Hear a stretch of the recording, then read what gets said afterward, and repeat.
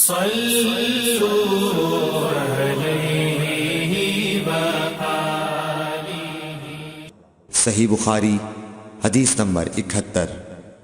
رسول اللہ صلی اللہ علیہ وسلم نے فرمایا، جس شخص کے ساتھ اللہ تعالی بھلائی کا ارادہ کرے اسے دین کی سمجھ عنایت فرما دیتا ہے، اور میں تو محض تقسیم کرنے والا ہوں، دینے والا تو اللہ ہی ہے، اور یہ امت ہمیشہ اللہ کے حکم پر قائم رہے گی، اور جو شخص ان کی مخالفت کرے گا انہیں نقصان نہیں پہنچا سکے گا یہاں تک کہ اللہ کا حکم قیامت آ جائے اور یہ عالم فنا ہو جائے۔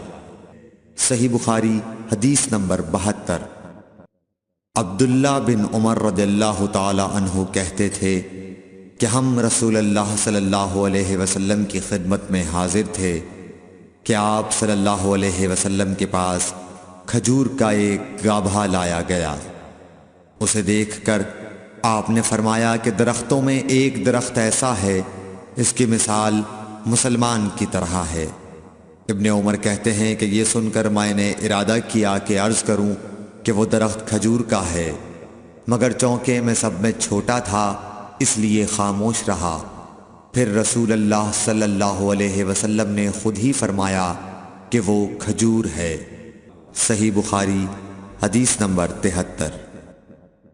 رسول اللہ صلی اللہ علیہ وسلم کا ارشاد ہے کہ حسد صرف 2 باتوں میں جائز ہے، ایک تو اس شخص کے بارے میں جسے اللہ نے دولت دی ہو اور وہ اس دولت کو راہ حق میں خرچ کرنے پر بھی قدرت رکھتا ہو، اور ایک اس شخص کے بارے میں جسے اللہ نے حکمت کی دولت سے نوازا ہو اور وہ اس کے ذریعے سے فیصلہ کرتا ہو اور لوگوں کو اس حکمت کی تعلیم دیتا ہو۔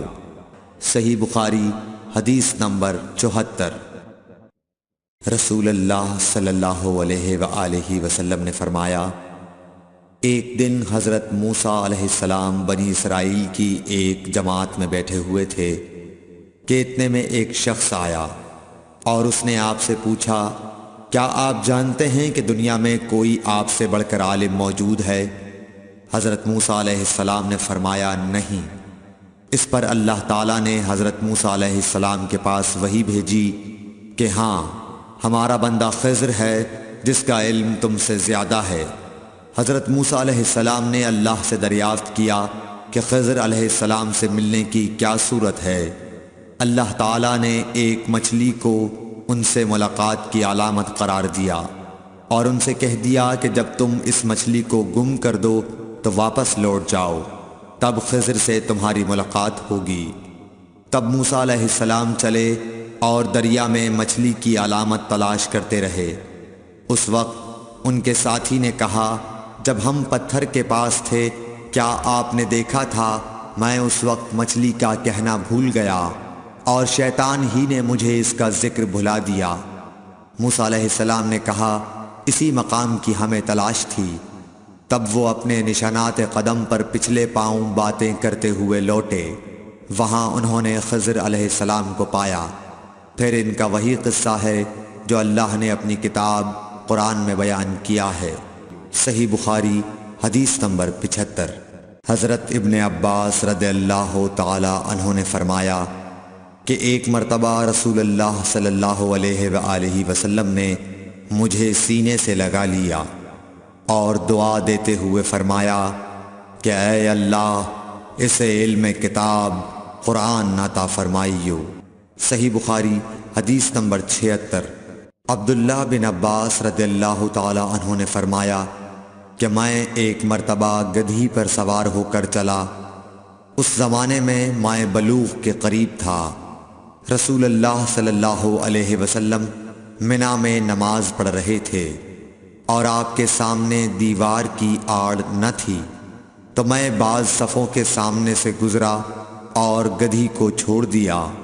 وہ چرنے لگی، جبکہ میں صف میں شامل ہو گیا، مگر کسی نے مجھے اس بات پر ٹوکا نہیں۔ صحیح بخاری حدیث نمبر 77۔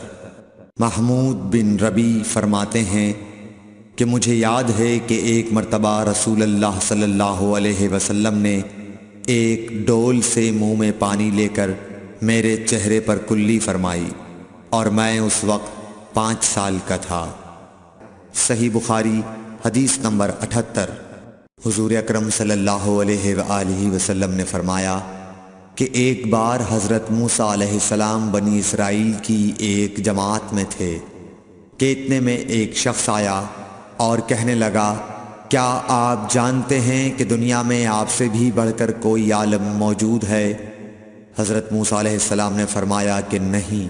تب اللہ تعالیٰ نے حضرت موسیٰ علیہ السلام پر وحی نازل کی کہ ہاں، ہمارا بندہ خضر علم میں تم سے بڑھ کر ہے۔ تو حضرت موسیٰ علیہ السلام نے ان سے ملنے کی راہ دریافت کی۔ اس وقت اللہ تعالیٰ نے ان سے ملاقات کے لیے مچھلی کو نشانی قرار دیا اور ان سے کہہ دیا کہ جب تم مچھلی کو نہ پاؤ تو لوٹ جانا، تم خضر سے ملاقات کر لوگے۔ حضرت موسیٰ علیہ السلام دریا میں مچھلی کے نشان کا انتظار کرتے رہے۔ تب ان کے خادم نے ان سے کہا، کیا آپ نے دیکھا تھا کہ جب ہم پتھر کے پاس تھے تو میں وہاں مچھلی بھول گیا اور مجھے شیطان ہی نے غافل کر دیا؟ حضرت موسیٰ علیہ السلام نے کہا کہ ہم اسی مقام کے تو متلاشی تھے۔ تب وہ اپنے قدموں کے نشانوں پر باتیں کرتے ہوئے واپس لوٹے۔ وہاں خضر علیہ السلام کو انہوں نے پایا۔ پھر ان کا قصہ وہی ہے جو اللہ تعالیٰ نے اپنی کتاب میں بیان فرمایا ہے۔ صحیح بخاری حدیث نمبر 79۔ آپ صلی اللہ علیہ وآلہ وسلم نے فرمایا کہ اللہ تعالیٰ نے مجھے جس علم و ہدایت کے ساتھ بھیجا ہے اس کی مثال زبردست بارش کی سی ہے جو زمین پر خوب برسے۔ بعض زمین جو صاف ہوتی ہے وہ پانی کو پی لیتی ہے اور بہت سبزہ اور گھاس اگاتی ہے، اور بعض زمین جو سخت ہوتی ہے وہ پانی کو روک لیتی ہے۔ اس سے اللہ تعالیٰ لوگوں کو فائدہ پہنچاتا ہے، وہ اس سے سیراب ہوتے ہیں اور سیراب کرتے ہیں۔ اور کچھ اور زمین کے بعض خطوں پر پانی پڑتا ہے جو بالکل چٹیل میدان ہوتے ہیں، نہ پانی روکتے ہیں اور نہ ہی سبزہ اگاتے ہیں۔ تو یہ اس شخص کی مثال ہے جو دین میں سمجھ پیدا کرے اور نفع دے۔ اس کو وہ چیز جس کے ساتھ میں مبعوث کیا گیا ہوں اس نے علم دین سیکھا اور سکھایا۔ اور اس شخص کی مثال جس نے سر نہیں اٹھایا یعنی توجہ نہیں کی اور جو ہدایت دے کر میں بھیجا گیا ہوں اسے قبول نہیں کیا۔ صحیح بخاری حدیث نمبر 80۔